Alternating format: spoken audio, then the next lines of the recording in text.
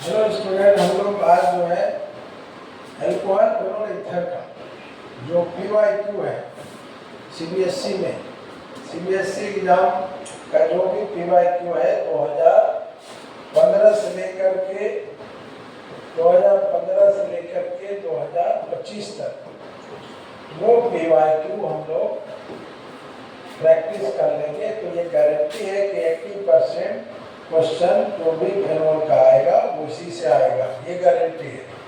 तो आप लोग मेरे साथ समझिए। देखिए, पहला क्वेश्चन लेते हैं। तो इसमें क्या बोला जा रहा कि टर्सरी ब्यूटाइल अल्कोहल और एन ब्यूटानॉल में कौन डिहाइड्रेशन जल्दी करेगा, फास्टर करेगा और क्यों करेगा। तो याद रखें, जो डिहाइड्रेशन होते हैं उसमें कार्बोकेटायन बनते हैं। हम लोग को मैग्नीशियम भी पूछा जाएगा तो उसमें ये बात क्लियर हो जाएगा। तो याद रखें कि कार्बोकेटायन का स्टेबिलिटी होता है 3 डिग्री, 2 डिग्री, 1 डिग्री। तो चूंकि ये टर्सरी ब्यूटाइल क्लोराइड में 3 डिग्री कार्बोकेटायन होते हैं और ये स्टेबल होते हैं, इसके वजह से ये फास्टर होते हैं। तो बस इतना सा लिखना है, tertiary butyl alcohol dehydrate faster due to stable 3 degree और टर्सरी कार्बोकेटायन। अब यहाँ देखिए, carry out the following conversion.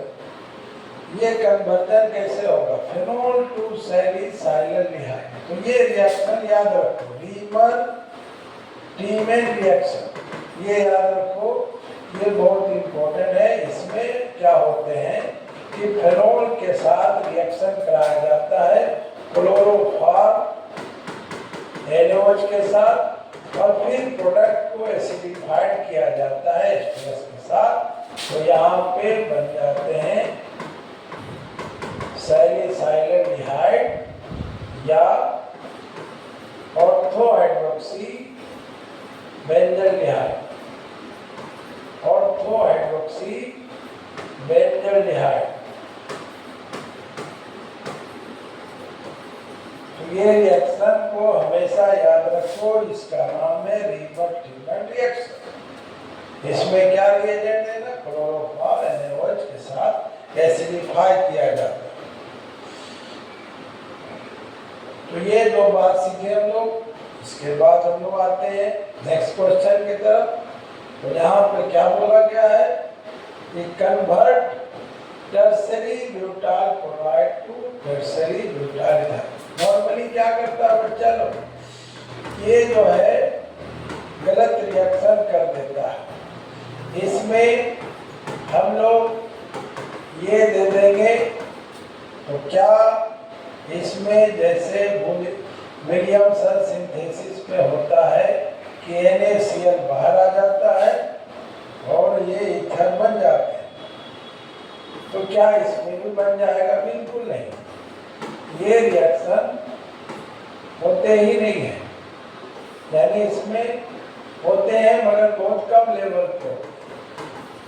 तो यहाँ पे ये प्रोडक्ट माइनर होता है, माइनर प्रोडक्ट होता है। एक्चुअल में मेजर प्रोडक्ट क्या होता है कि इसमें हम लोग देखते हैं कि CH3CH2 ONA जो है एलिमिनेशन रिएक्शन फॉलो करते हैं, क्योंकि ये जो है 3 डिग्री है, चारों तरफ से क्राउडेड रहता है, इसको अटैक नहीं कर पाता है।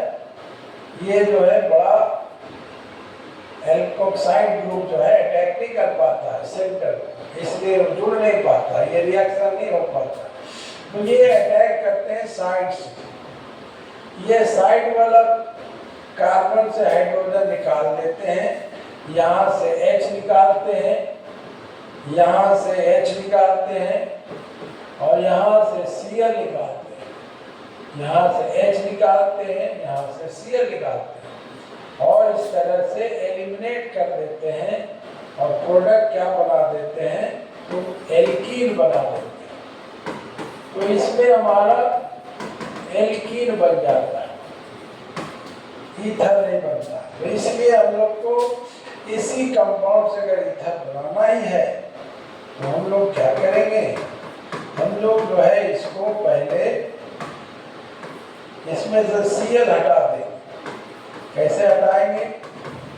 NaOH देंगे तो ये यहाँ पे CH3 Cl के जगह पे OH हो गया। अब इस OH को यानी अल्कोहल बन गया, इसको सोडियम से रिएक्शन कराते हो तो यहाँ पे वो Na बन जाते हैं और इसको आप इथाइल क्लोराइड देते हो तो यहाँ पे Na और Cl अलग हो जाएंगे और ईथर बन जाते हैं, ईथर बन जाते हैं। तो इस ईथर का नाम क्या होगा? इस ईथर का नाम क्या होगा? तो इस ईथर का नाम है टर्सरी ब्यूटाइल इथाइल ईथर, ये बन जाते हैं। तो हम लोग यहाँ पे ये तरीका से ही बना सकते हैं, ये वाला मेथड से ही बना सकते हैं। इस मेथड में एलिमिनेशन हो जाते हैं। आगे बढ़ते हैं। अब यहाँ क्या बोला है? प्रोपीन से आप प्रोपानोल बनाओ यानी 1 प्रोपानोल बनाओ। तो प्रोपीन के साथ रिएक्शन कराते हैं किसका? हाइड्रोबोरेशन B2H6 के साथ हम लोग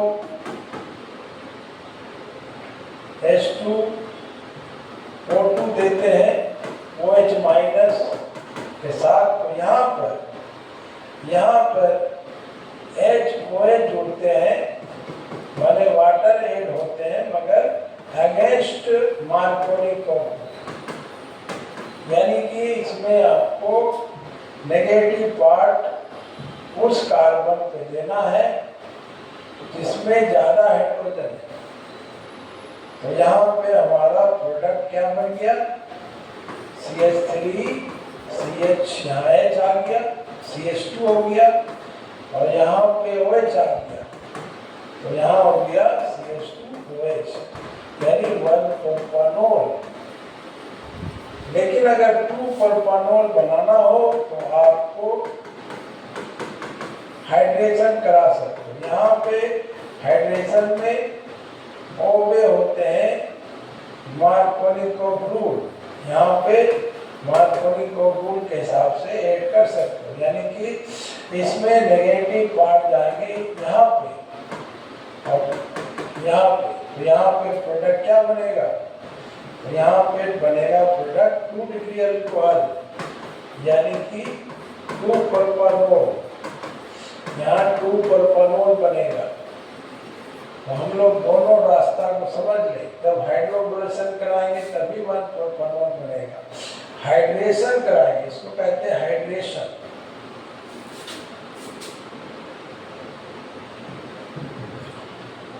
अब देखो मैकेनिज्म जो भी बोले कि जो डिहाइड्रेशन पहला क्वेश्चन था उसमें 3 डिग्री कार्बोकेटायन स्टेबल होने की वजह से वो ज़्यादा फास्टर दिया था। क्योंकि क्यों दिया था? क्योंकि जो भी इथेनॉल का डिहाइड्रेशन कराते हो, इथेनॉल तो हम लोग देखते हैं कि इसको 443 केल्विन पे हीट करते हैं तो ये वाटर लॉस करके एल्कीन बनाते हैं। तो यहाँ पे कैसे मैकेनिज्म फॉलो होते हैं? तो सबसे पहले ये जो अल्कोहल है इसमें प्रोटोनेशन होते हैं। पहला क्या होते हैं? प्रोटोनेशन होते हैं। इसमें जो अल्कोहल के OH ग्रुप के ऊपर जो लोन पेयर इलेक्ट्रॉन रहते हैं वो जो है H+ को कैप्चर करके प्रोटोनेटेड हो जाते हैं। और दूसरा काम क्या होते हैं? एलिमिनेशन ऑफ H2O का लॉस होते हैं। अब इसमें जो प्रोटोनेटेड आयन बना, ये प्रोटोनेटेड आयन स्टेबल होता है तो क्या करता है कि यहाँ से एक इलेक्ट्रॉन दे करके ये जो इलेक्ट्रॉन है वो उसको दे करके एलिमिनेट कर देते हैं। और यहाँ पे कार्बोकेटाइन बनाते हैं। अब ये जो कार्बोकेटाइन बनाए इसका डीप्रोटोनेशन होता है, डीप्रोटोनेशन होता है। ये जो आपका CH2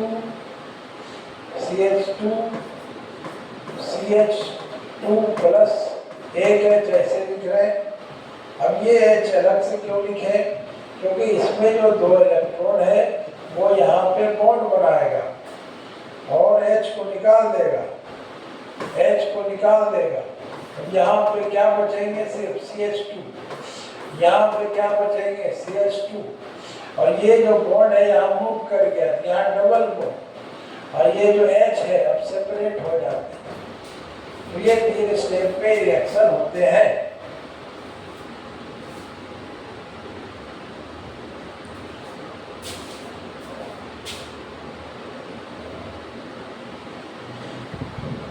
अब देखो यहाँ पे हम लोग सीखते हैं फेनोल को पाराबेंजोक्विनोन। फेनोल के अंदर टेंडेंसी होते हैं कि अगर Na2Cr2 और 7 के साथ H2SO4 के साथ हीट करते हैं तो यहाँ पे जो H है और एक H यहाँ पे, ये दोनों इससे जो निकलने वाले दो ऑक्सीजन को साथ ऑक्सीडाइज हो जाते हैं। ये जो H है, ये जो H है, ये मिलकर के इसके ऑक्सीजन को लेके H2O बना दिया। अब यहाँ दो ऑक्सीजन में एक ऑक्सीजन बचा। अब यहाँ पे क्या हुआ कि एक बॉन्ड का नुकसान हो गया ऑक्सीजन का, ऑक्सीजन का H के साथ बॉन्ड का नुकसान हो गया। उसको भरपाई के लिए क्या किया? ये बॉन्ड यहाँ मूव किया तो यहाँ बन गया डबल बॉन्ड। अब ये बॉन्ड यहाँ मूव करेगा, यहाँ बन जाएगा डबल बॉन्ड। अब यहाँ पे दो बॉन्ड का नुकसान हो जाएगा तो उसको पहले ये बॉन्ड जो है यहाँ मूव कर गया और ये बॉन्ड यहाँ मूव कर गया और यहाँ पे जो बॉन्ड था, यहाँ जो बॉन्ड था वो हट गया तो यहाँ पे दो ही बॉन्ड रहा। अब ये दो बॉन्ड रहा तो बाकी दो बॉन्ड को ये ऑक्सीजन प्रोवाइड करेगा। इसमें एक तो इधर चला गया, एक ऑक्सीजन यहाँ पे आकर के बना दिया पाराबेंजोक्विनोन, ये बना। याद रखना फेनोल को अगर ये कंपाउंड देते हो सोडियम डाइक्रोमेट तो H2SO4 के साथ पाराबेंजोक्विनोन बनाते हैं। अब एनिसोल से बनाना है पाराब्रोमो एनिसोल। देखो एनिसोल के अंदर होते हैं OCH3 ग्रुप। अब ये OCH3 ग्रुप क्या होते हैं? ऑर्थो पारा डायरेक्टिंग होते हैं। ये इलेक्ट्रॉन दे करके यहाँ पे माइनस, यहाँ पे माइनस चार्ज डेवलप कर देते हैं, जिसके वजह से अगर हम लोग इसमें ब्रोमीन CH3COOH देते हैं तो ये दो प्रोडक्ट बनाते हैं। एक जो है ऑर्थो पे Br आते हैं, एक में पारा पे Br आते हैं। तो ये हो गया पारा ब्रोमो एनिसोल। ये मेजर प्रोडक्ट होते हैं तो आप इसको स्किप भी कर सकते, इसको स्किप कर सकते। आपको ये लिखना जरूरी नहीं है, ये दोनों के रिएक्शन में ये बना देना है।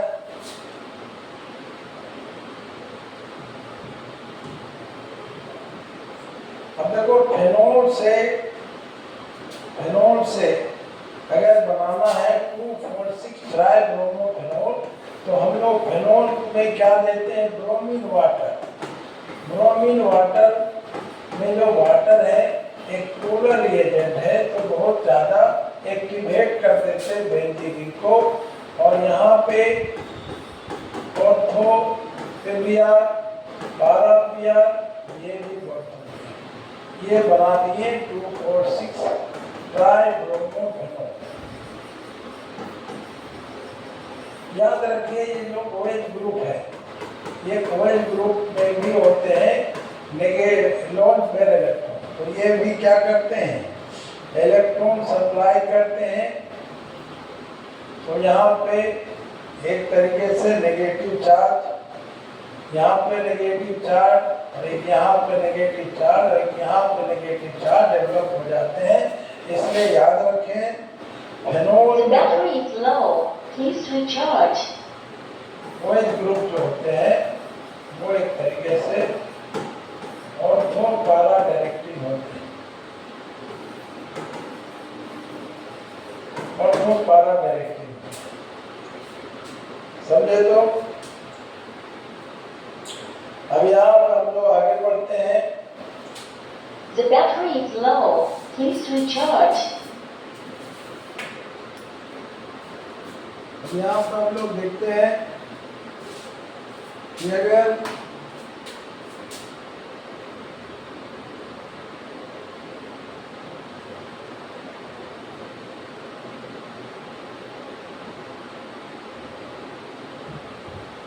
पूछा जाए, ये पूछा जाए अगर बताओ अल्कोहल में बॉन्ड एंगल स्लाइटली लेस क्यों होते हैं टेट्राहेड्रल एंगल से?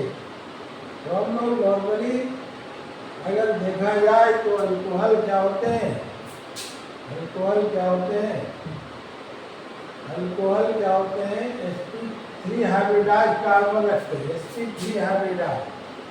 अगर हम लोग का ये अल्कोहल है तो इसमें जो आप देखते हैं ये कार्बन सब क्या होते हैं? sp3 hybridise, sp3 hybridise. और sp3 हाइब्रिडाइज जब भी कोई कार्बन होता है तो उसका बॉन्ड एंगल होते हैं 109 डिग्री 28 मिनट। तो इसमें कम क्यों होते हैं? इसमें देखो टेट्राहेड्रल एंगल में यहाँ पे क्या होते हैं कि जो कार्बन ग्रुप होते हैं इसमें स्लाइटली रिपल्सन होते हैं, लोन पेयर के बीच रिपल्सन होते हैं, इसलिए इसमें क्या होते हैं? बॉन्ड एंगल कम होते हैं, लोन पेयर के बीच रिपल्सन होते हैं। इसमें जो आपका लोन पेयर है, ये लोन पेयर है, इसके बीच में रिपल्सन होते हैं और रिपल्सन के वजह से जैसे आप पढ़े होंगे H2O में भी बॉन्ड एंगल 105 डिग्री होते हैं, वाटर का शेप भी होते हैं, टेट्राहेड्रल नहीं होते। तो इसका वजह होता है लोन पेयर के बीच रिपल्सन। अगर मान लीजिए आपका कोई एटम है, यहाँ पे लोन पेयर, यहाँ पे लोन पेयर, यहाँ पे आपका H ग्रुप है, यहाँ पे कोई कार्बन ग्रुप है, तो ये जो रिपल्सन जो देता है दोनों तरफ से, तो ये बॉन्ड एंगल छोटा हो जाता है, ये बॉन्ड एंगल कम हो जाएगा, थोड़ा कम हो जाएगा। इसलिए हम लोग देखते हैं बॉन्ड एंगल कम हो जाता है, तो इसलिए बॉन्ड एंगल इसमें कम पाएगा। अब यहाँ देखो सवाल है कि COH जो बॉन्ड लेंथ है, COH जो बॉन्ड लेंथ है इसमें CH3OH में, और जो हम लोग देखते हैं फेनोल में, यहाँ पर देखिए दो कंपाउंड है, एक है CH3OH और एक है फेनोल। तो यहाँ पर देखिए CH3OH, इसमें कोई रेजोनेंस नहीं होती, लेकिन यहाँ पे हम लोग क्या देखते हैं? फेनोल में रेजोनेंस होते हैं। ये जो लोन पेयर है ये इलेक्ट्रॉन बेंजीन रिंग के ऑर्थो पैरा पोजीशन में सप्लाई हो जाता है और यहाँ पे क्रिएट हो जाते हैं डबल बॉन्ड क्रिएट हो जाते हैं।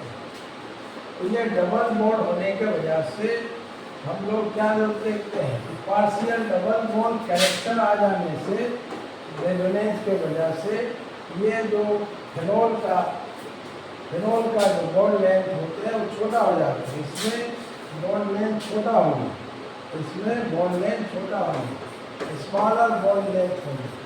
जो C और O के बीच बॉन्ड है वो स्मॉलर होगा, जबकि इसमें कोई रेजोनेंस नहीं होते हैं, इसलिए इसमें बॉन्ड बड़ा होता है।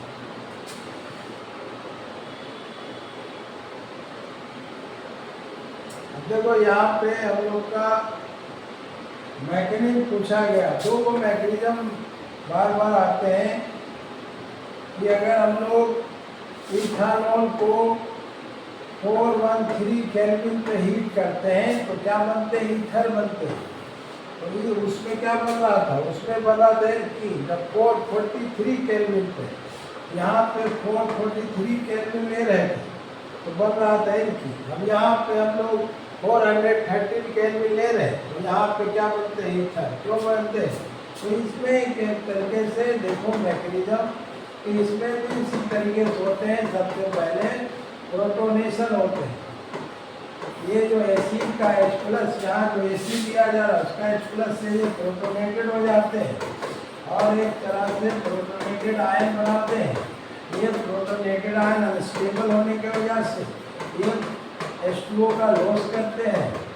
H2O का लॉस करके ये क्या बनाते हैं, कार्बोकेटायन बनाते हैं।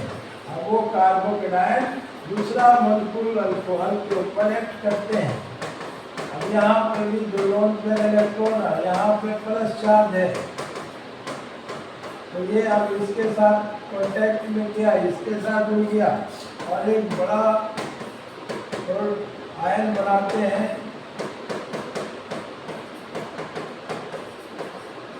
अब ये आयन में हम लोग देखते हैं प्लस चार्ज होते हैं तो ये प्लस चार्ज को हटाने के लिए डीप्रोटोनेशन करके फाइनली ईथर बन जाते हैं। ये जो आपका H+ है वो रिलीज हो जाते हैं, ये जो H+ है रिलीज हो जाते हैं डीप्रोटोनेशन करके फाइनली ईथर बनाते हैं। तो ये जो रिएक्शन होते हैं 4 स्टेप में होते हैं।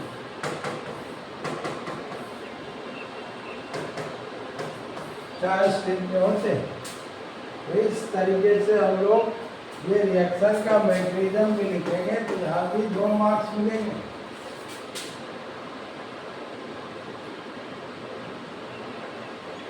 देखिए ये तो बहुत बार आया क्यूमीन, फेनोल क्यूमीन से बनाए, फेनोल से क्यूमीन बनाए, क्यूमीन से फेनोल बनाए, ये क्यूमीन है।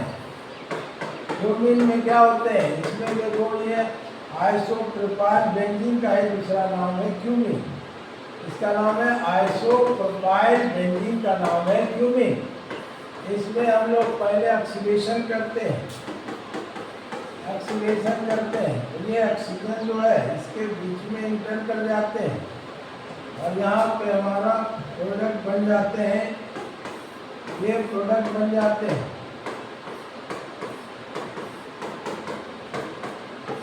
इसका नाम है क्यूमीन हाइड्रोपेरोक्साइड, क्यूमीन हाइड्रोपेरोक्साइड नाम है इसका। अब ये क्यूमीन हाइड्रोपेरोक्साइड को हम लोग हाइड्रोलाइज करते हैं H2SO4 के साथ तो ये जो है एसीटोन बना के निकल जाते हैं, ये एसीटोन बना के निकल जाते हैं तो यहाँ पे बन जाते हैं फेनोल। अब इस रिएक्शन का खूबी ये है कि इसमें एसीटोन भी तैयार होते हैं ये बाई प्रोडक्ट। तो अगर पूछा जाए कौन से रिएक्शन में एसीटोन ऑब्टेन होते हैं जो बाई प्रोडक्ट तो इसमें ही उत्पन्न होते हैं। ये रिएक्टर याद रखोगे। हमने वो कन्वर्ट करना है, कन्वर्जन को श्योर याद रखो। सोडियम फेरोक्साइड से हाइड्रोक्सी बेंजोइक एसिड, तो ये रिएक्शन का नाम है कोल्बे रिएक्शन, ONA। ये हो गया सोडियम फेरोक्साइड, इसमें CO2 के साथ 403 केल्विन और इसमें आपका 4 to 6 एटीएम प्रेशर देते हैं। तो ये जो आपका ये सॉल्ट बना देते हैं सोडियम सैलिसाइलेट।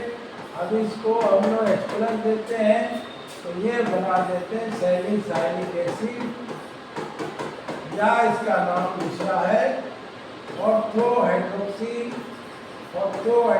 बेंजोइक एसिड और दूसरा नाम याद रखना है सैलिसाइलिक एसिड, सैलिसाइलिक एसिड।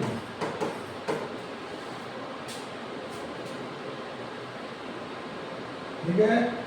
अब देखिए हम लोग को एसीटोन से प्रोटीन बनाना है, एसीटोन टू प्रोटीन। देखो एसीटोन है, एसीटोन को रिड्यूस करना होगा पहले।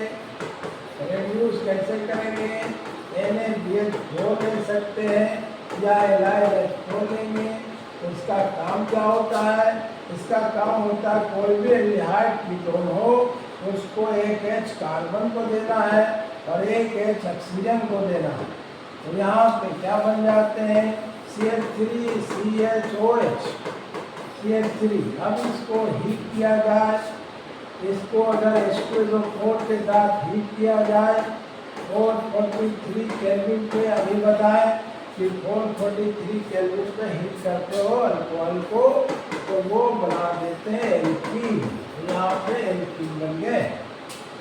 अब देखो फिनोल से बनाना है क्लोरोबेंजीन, तो डायरेक्ट नहीं बना सकते हो, पहले फिनोल को बेंजीन बनाओ। कैसे बनाओगे? जिंक डस्ट के साथ हीट करोगे तो जिंक डस्ट क्या करता है? इसके ऑक्सीजन को लेके अलग हो जाता है और क्या बना देता है? बेंजीन बना देता है। अब इसमें Cl2 और Fe के साथ रिएक्शन करोगे, क्लोरीनेशन हो जाएगा और इसमें आ जाएंगे क्लोरीन ग्रुप, तो बन जाएंगे क्लोरोबेंजीन।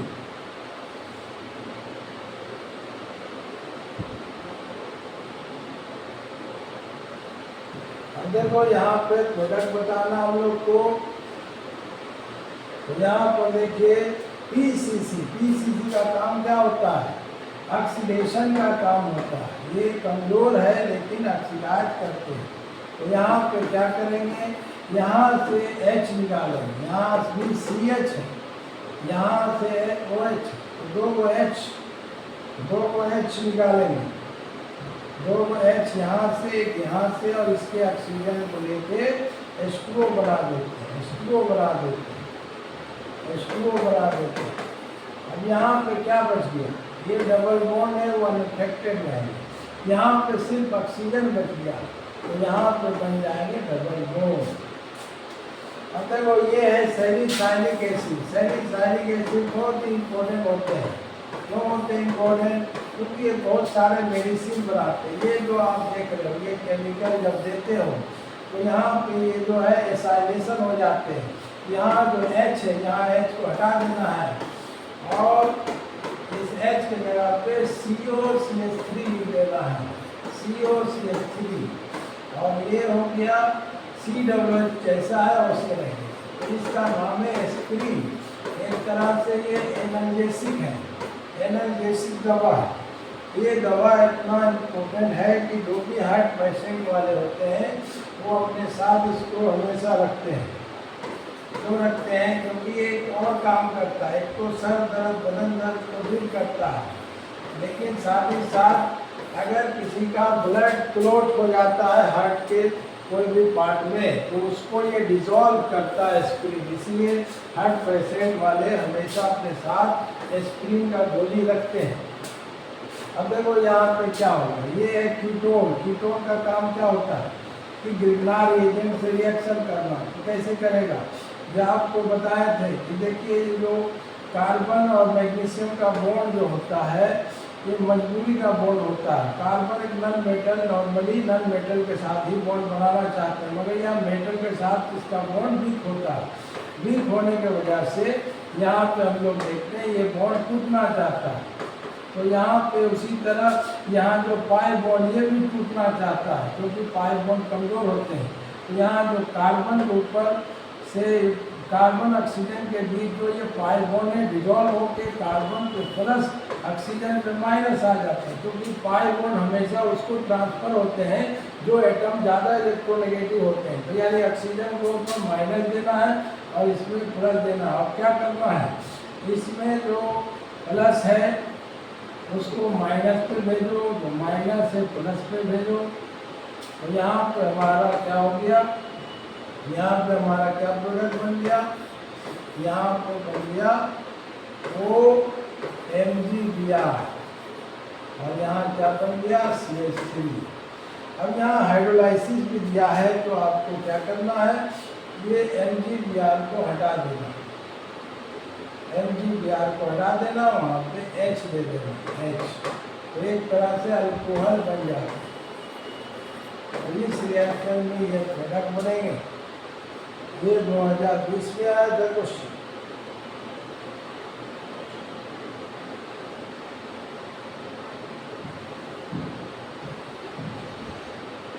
अब आपको देखो यहाँ पे क्या बोला गया, 2 मिथाइल 2 मिथॉक्सी प्रोपेन बनाना, 2 मिथॉक्सी प्रोपेन बनाना।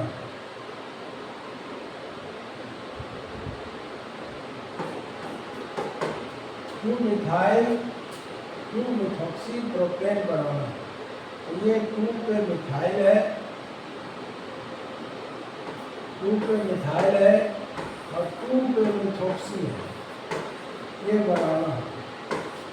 तो यानी कि इसको हम लोग ऐसे करके लिख सकते हैं, CH3 CH3 OCH3, ये बनाना है। देखो यहाँ पे बताए थे ना आपको कि कभी भी आप 3 डिग्री हेलो एल्केन लेकर के ईथर नहीं बना सकते। तो कैसे बनाओगे ईथर? तो आपको बहुत ही आसान तरीका बता दे रहे हैं कि आपको यहाँ पे क्या करना है, यहाँ पे ONA लेना है और इसमें Cl लेना है। अगर इसमें Cl दे दिए तो ये 3 डिग्री हेलो एल्केन बन गया, जो एलिमिनेशन को फेवर करेगा। तो आपको ONA इसमें लेना है, Cl उसमें लेना है। अब आराम से विलियमसन सिंथेसिस प्रोसेस फॉलो हो जाएंगे, यहाँ से Na, यहाँ Cl, और आपका रिक्वायर्ड ईथर बन जाएंगे, ये वाला ईथर बन जाएंगे, ये ईथर बन जाएंगे।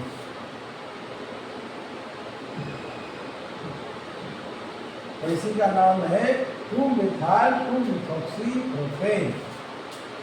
तो ये विलियमसन सिंथेसिस से बन गया, बहुत मजे की बात। यहाँ देखिए 1 प्रोपानोल से 2 प्रोपानोल बनाना। तो क्या करना है, देखिए 1 प्रोपानोल से 2 प्रोपानोल बनाना। क्या करना है इसके लिए, हम लोग यहाँ पे 1 प्रोपानोल क्या होते हैं पहले ही जान लें, ये होते हैं 1 प्रोपानोल। और इसमें आपको क्या देना है, कंसंट्रेटेड H2O4 443 केल्विन। तो ये बन गया एल्कीन बन गया। अब इस एल्कीन में HBr देते हो बिना ऑक्साइड के। यहाँ पे मार्कोनी क्रॉस रूल फॉलो होते हैं। मार्कोनी क्रॉस रूल क्या बताता है कि जो प्लस है, जो माइनस पार्ट है वो उस कार्बन पे जाएगा जिसमें कम हाइड्रोजन है। यहाँ पे क्या बनेंगे, 2 ब्रोमोप्रोपेन बनेंगे। अब इसमें आपको एक्वस केवल देते हो तो Br के जगह OH आ जाए, Br के जगह OH आ जाए, क्या बन गया 2 प्रोपानोल बन गया। अब तुम लोग के लिए होमवर्क है कि 1 प्रोपानोल बनाओ 2 प्रोपानोल्स।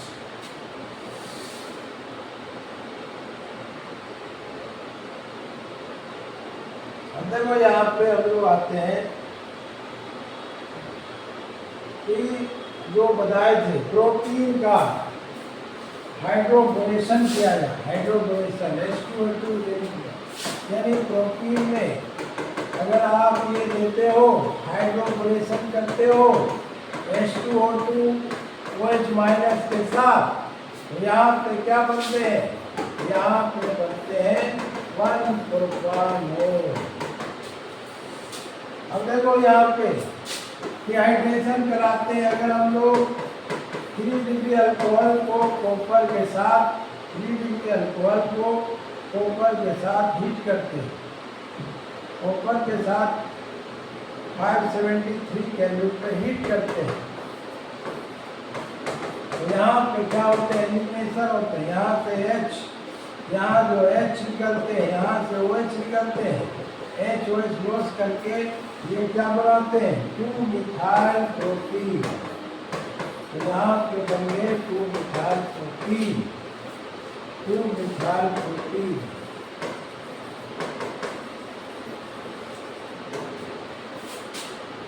अब देखो ये बहुत ही इंटरेस्टिंग क्वेश्चन है कि इसमें अगर हम लोग HI दिए तो क्या बनेंगे। HI देंगे HI तो HI का एक्शन बताए थे कि अगर एक्सेस ना हो तो HI कैसे डिकम्पोज करते इस बॉन्ड को।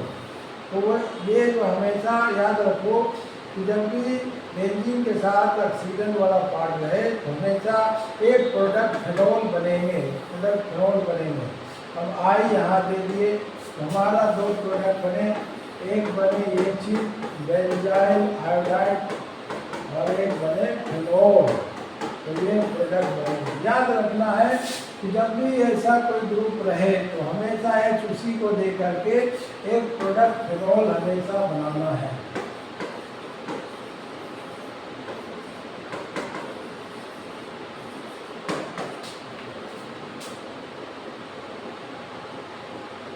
अब देखो ये क्वेश्चन बता चुके हैं फेनोल से ऑर्थो हाइड्रोक्सी बेंजाल्डिहाइड, जो कि आपको रीमर ट्रिमर रिएक्शन में बताए थे,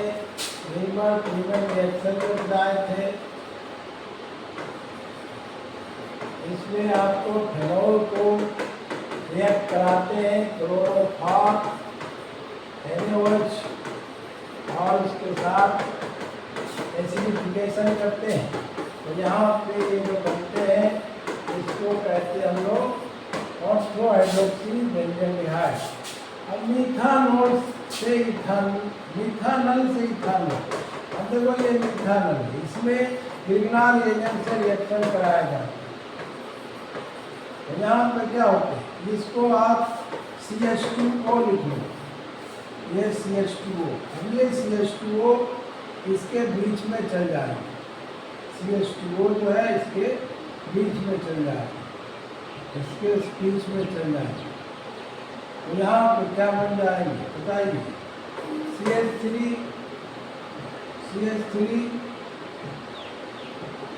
CH2 OMGBr। अब इसको हाइड्रोलाइसिस करेंगे तो हमारा हाइड्रोलाइसिस में क्या होता है, यहाँ पे ऑक्सीजन को H और मैग्नीशियम को OH लेकर के अलग हो जाते हैं और ये क्या बन जाते हैं, इथानोल बन गए। तो हम लोग का ये कंपाउंड है मिथानल और ये बना क्या चीज, इथानोल। तो दो स्टेप में ये रिएक्शन हो जाता है, फेनोल से इथानोल। तो ये एसाइलेशन जब फेनोल का किया जाता है, जैसे अभी थोड़े देर बताए थे कि एसिडिक एनहाइड्राइड से रिएक्शन कराते हो तो ये वाला H को हटा देना है, और उसके जगह पे ये ग्रुप दे देना है। तो ये जो प्रोडक्ट बनते हैं इसको फेनाइल इथानोएट बोलते हैं। यहाँ पे तो COCH3, इसको ऐसे लिखना है COCH3, तो इसी का नाम है फेनाइल इथानोएट, नाम है। अब यहाँ पे हम लोग देखते हैं कि फेनोल से एनिसोल बना, तो ये फेनोल है। अब इसमें आपको NaOH देकर के ये एसिड होते हैं फेनोल और ये NaOH बेस होते हैं, और दोनों मिलकर सॉल्ट बना दिए ONA, साथ में निकाले वाटर। अब इसमें क्या देना है, CH3I, तो यहाँ पे CH3Cl भी दे सकते हो, Br भी दे सकते हो। ये NaCl NaBr NaI हट जाएंगे और आपका प्रोडक्ट क्या बन जाएंगे, तो CH3 आ जाएगा, इसी का नाम है एनिसोल।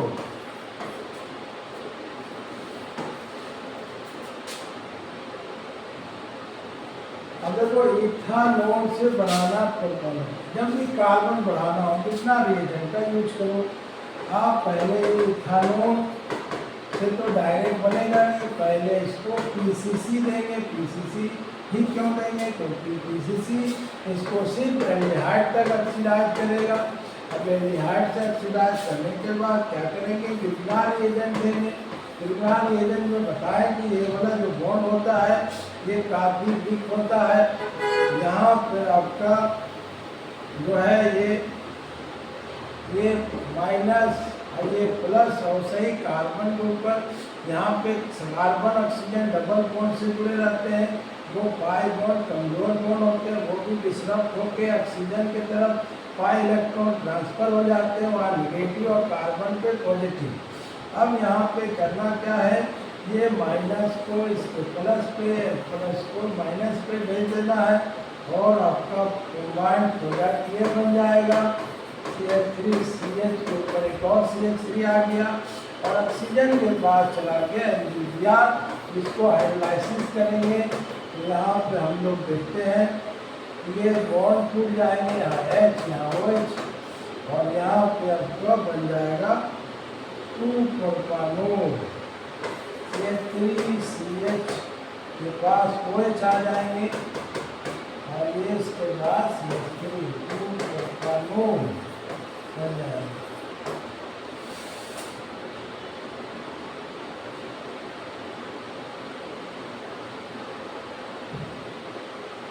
देखो ये तो बता ही दिए कि इथेनॉल में अगर 443 केल्विन पे एल्कीन बनते हैं तो यहाँ पे आपका क्या मैकेनिज्म होता है पहले ही समझा दिए। बहुत सारे क्वेश्चन इस साल भी आया, उस साल भी आता है, ऐसे रेगुलर बेसिस पे क्वेश्चन आते रहता है, इसलिए एक ही क्वेश्चन बहुत बार आपको मिलेंगे। अब देखो यहाँ पे अलग क्वेश्चन है कि phenol undergo electrophilic substitution faster नहीं दे।